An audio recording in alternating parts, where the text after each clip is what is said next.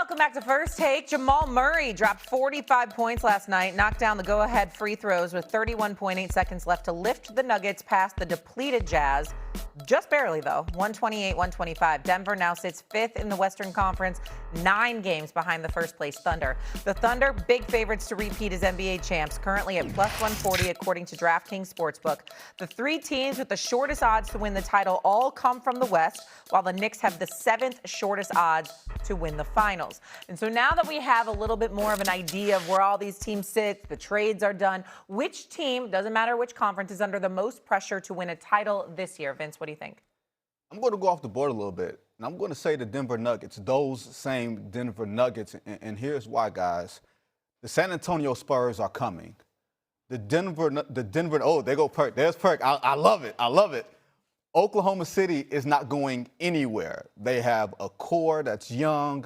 They have future draft capital with Sam Presti and everything that he's done there. They're going to be here. San Antonio, we know with Big Slim, they're going to load up.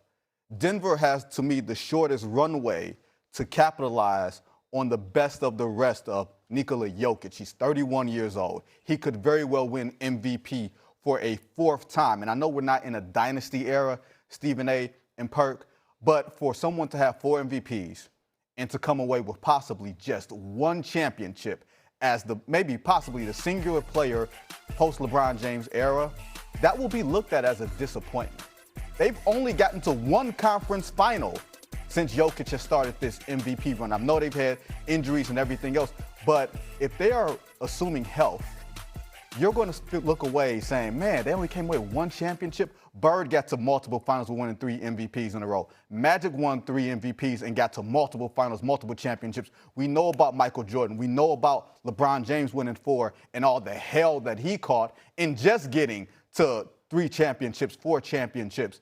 Nikola Jokic and the Denver Nuggets are going to be held historically to that same standard, and I don't know how much longer they have with this core, even if they get healthy, while everybody else, it feels like they have a longer runway.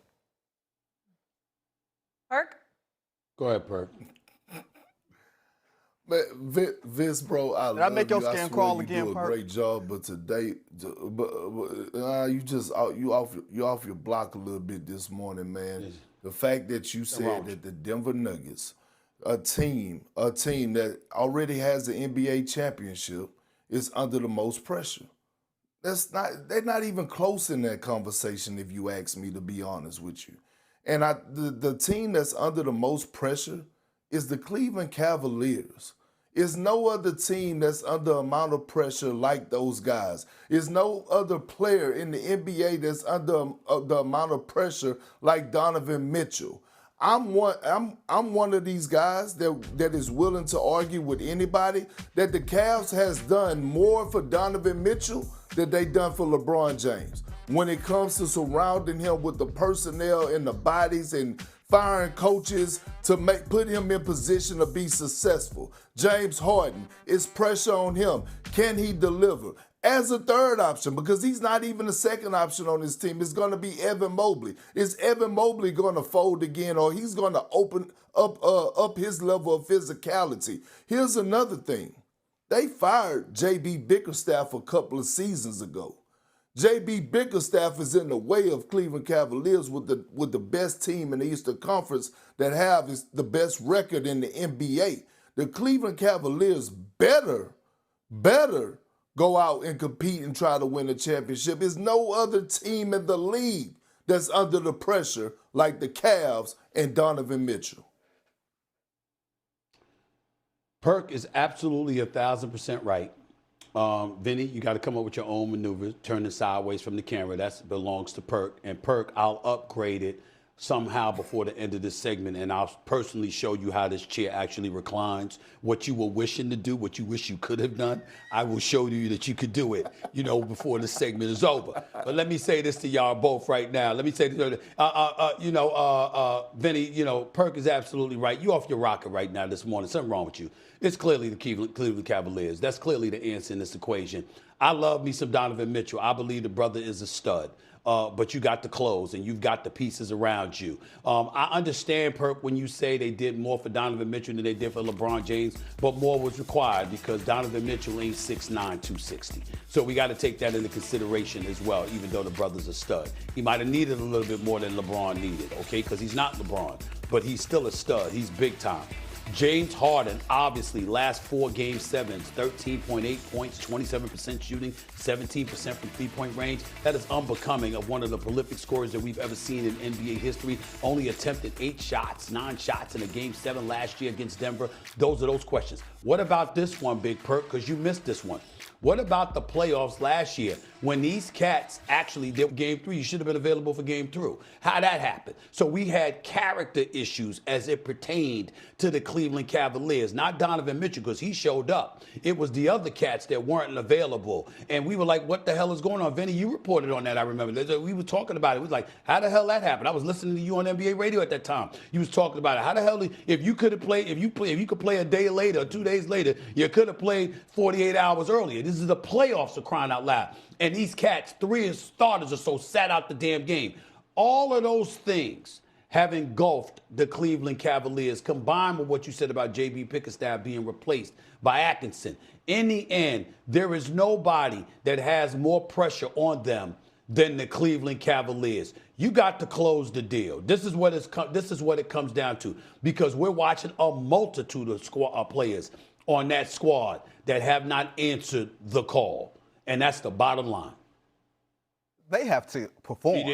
James Harden has to play well and play up to an MVP type of standard. He can't underperform. I don't think he has to get to the NBA finals. Donovan Mitchell has to get to the. Don't do that, Stephen. Don't do that, Stephen. The Cavs feel like a little more individualized pressure than it does total team pressure. Okay, well, he figures out how to recline. Figure it out, He doesn't even know how to recline us.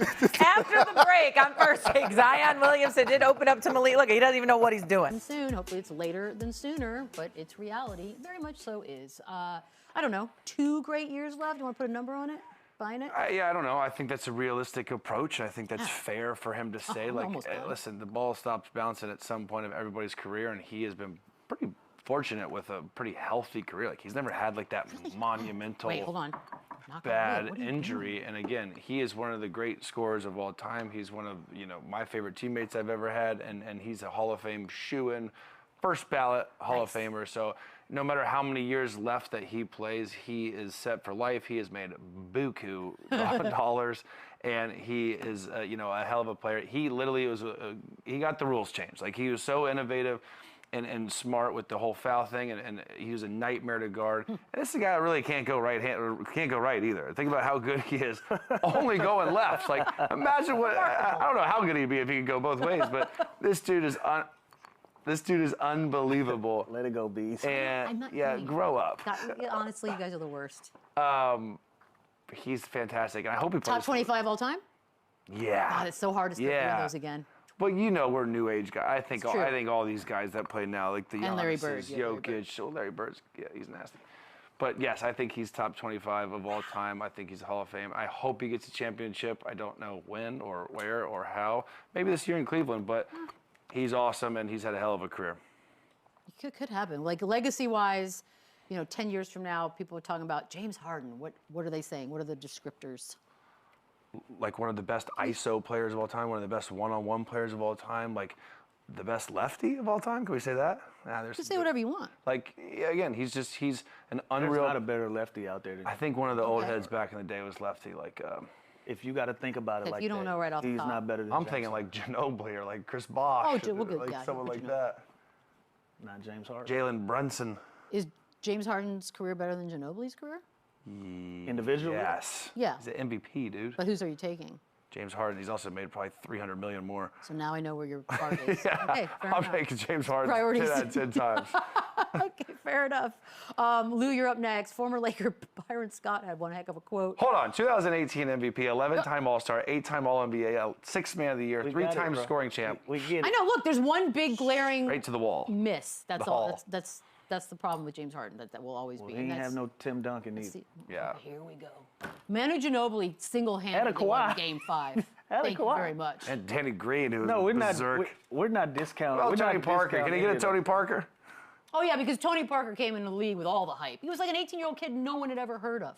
Boom. But he still did Boom. it. But he still turned into Tony Parker. Hall of Fame, Hall of Fame. They're all, you know what? And he was a everybody's pro in the Hall of already. Fame. He was a pro already by the time you got there. It's Stop not like he it. was a regular 18. You're such no a one homer, even knew it who he hurts. was. I never denied that.